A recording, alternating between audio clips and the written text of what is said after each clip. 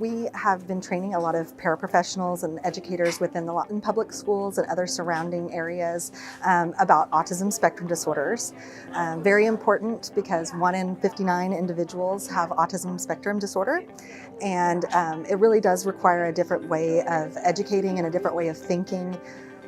So we're just providing that information. It is a social deficit that people with autism spectrum disorders will always encounter some sort of social challenge. So just really talking about that it's a brain-based disorder, that this isn't something that an individual chooses to do or chooses to be different in.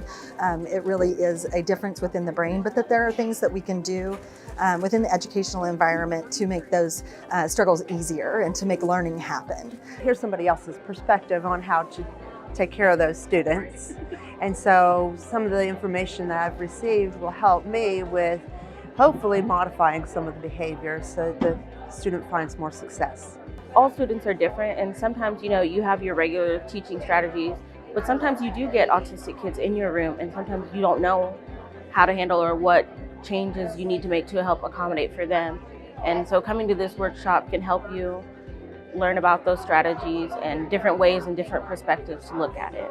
To help make that educational environment easier for students with autism really comes down to simplifying instruction, making sure you're giving very simple instructions the student can understand. First do this, then do this. Providing reinforcement, since it is a social deficit.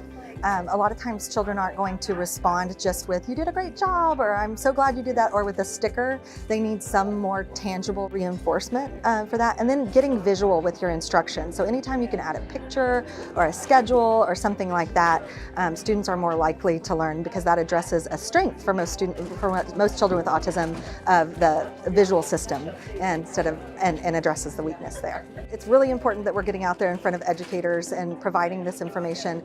Teachers don't have a lot of time to set aside to learn new skills, and then knowing the prevalence of autism being 1 in 59. You're going to work with a student with autism, you're going to have that student in your class. So how do you deal with that? How do you change your behavior to be able to accept and support that student so that they can be successful? We provide a lot of different types of training to area schools through the Oklahoma Autism Center, and also on-site school consultation through the State Department of Education. We get a lot of support through the state to provide this type of opportunity to educators.